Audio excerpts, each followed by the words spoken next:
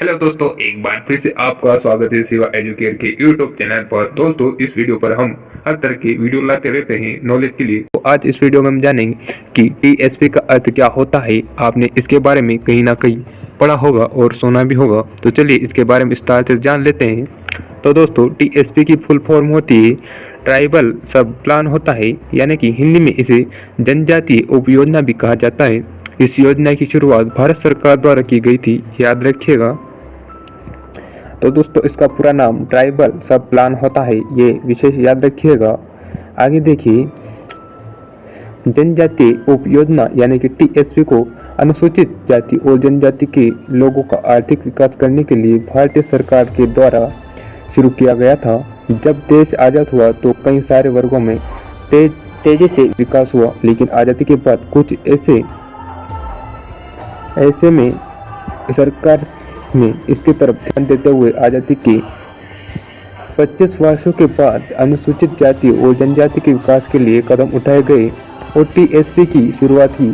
TSP के तहत भारत के 22 राज्यों और 2 केंद्र शासित प्रदेशों को सम्मिलित किया गया है। ये ध्यान रखिएगा कि 22 राज्यों को और 2 केंद्र शासित प्रदेशों को इसमें शामिल किया है। टीएसपी जिसे जनजातीय योजना कहते हैं, शुरू में इस योजना को केंद्र सरकार द्वारा दी जाने वाली सुविधाओं के लिए इस्तेमाल किया जाता था, लेकिन आज के समय में राज्यों द्वारा जारी सुविधाओं में भी टीएसपी का इस्तेमाल हो रहा है।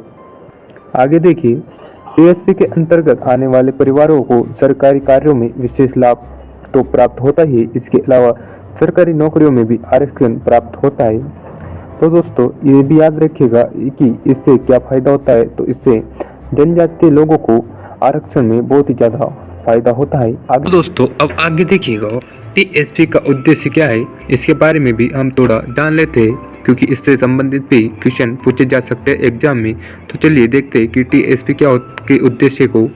तो इसका मुख्य उद्देश्य गरीबी और बेरोजगारी को कम करना है। अनुसूचित जाति और जनजाति के पक्ष में मानव संसाधन का अच्छे से विकास करना भी है। पर्याप्त शैक्षिक व स्वास्थ्य सेवा प्रदान करना भी इसका उद्देश्य है। और आगे देखिएगा दोस्तों, इसके और भी उद्देश्य ये हर तरह के शोषण और उत्पीड़न के खिलाफ वित्तीय और शारीरिक सुरक्षा मुहैया कराता है। इस प्रकार अनुसूचित जाति और जनजाति के विकास के लिए इस योजना को शुरू किया गया है। ये याद रखिएगा कि ये किस जाति के लिए शुरू किया गया है। तो ये अनुसूचित जाति और जनजातियों के लिए शुरू किया गया है।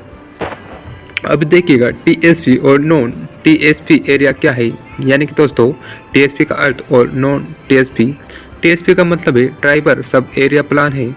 यह क्षेत्र वो क्षेत्र होते हैं जहाँ 50% से अधिक आबादी रहती है आदिवासियों की, और इस क्षेत्र को भारत सरकार के द्वारा टीएसपी क्षेत्र घोषित किया गया है।